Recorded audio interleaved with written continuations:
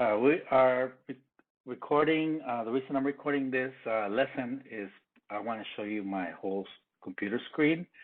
So we are going to go over some few things that you need to know about Zoom. So let's say that you want to log into Zoom tomorrow. The easiest way to do this is go to your Schoology. So I'm assuming I already signed in. I go to my courses. I go to Warrior Week. And then you're gonna see the top page is gonna be there's gonna be a Warrior Week, the dates, and then you're gonna see click here to join Zoom. So if you click there, you're gonna see this pop up on your computer. Go ahead and click on the second link, which is the long one, and you should begin your Zoom conference. A lot of people they just close this down, but if you don't click on join with computer audio, then we're not going to be able to hear you. So make sure you click on join with computer audio, okay? And let me just show you a couple of things. So again, if you want to mute yourself at the very bottom, you can mute or unmute yourself, okay? If you want to come up on the video, you can show yourself or not. And then if you want to find out who's on the Zoom conference, you can click on participants and you're going to see a list of people here. So obviously I'm the only one here and I'm the host. So if more people are joining, you'll be able to see them. Another feature that you're probably going to be using a lot is the chat. So I'm going to click on chat. And here you're going to see at the very bottom, it says, let's say you want to send a message to everybody. So let's say that I'm asking you a question and I'm asking you to respond yes or no with a Y or an N. So I'm responding no to whatever question that is, and I'm going to just click on return or enter, and I go ahead and send that message to everybody. So let's say that there's more people here and that you just want to send a private message to Natalie, okay? So where you see a chat over here, you're going to see the options of how many people are there, and you just choose Natalie, and it's going to say private message to Natalie, and you just go ahead and just send whatever message it is, send message. And again, you can click return or enter on your computer, and that will automatically just send it to, it says right here everybody, because I'm everybody at this point in this demonstration, but if there were more people and I picked that person specifically, then I'll send a message just to that particular person. So another thing that you're going to be probably using a lot is the share screen. So right now, actually, I need to change this. I'm going to allow other people to share it. So let's say if you have a question on a particular math problem, okay, and you want to show me what the problem was, so you can go ahead and click on share here. There's going to be two options. One is the whiteboard. That means, let me just go ahead and do that one.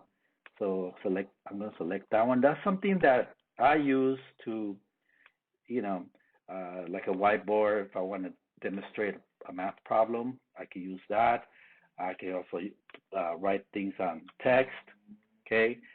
So that I use a lot. Not sure if you guys will be using this in your classes, but a lot of times if you have a problem that is not necessarily on something that you can share, you just have a particular problem, you can go ahead and do that. But I want to go back to the screen, the other screen share.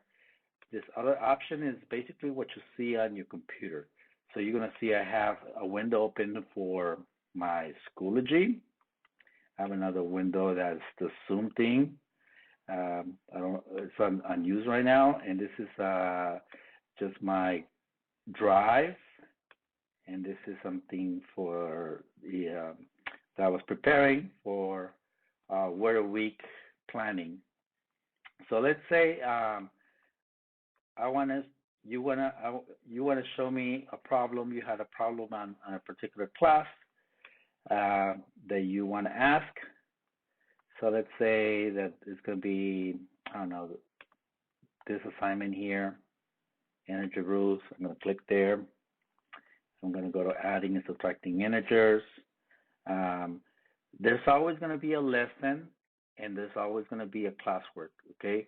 In another video, I'm going to show you how to navigate through lesson and classwork so you can have it open at different windows. You just be basically looking at your lesson and then going back and do your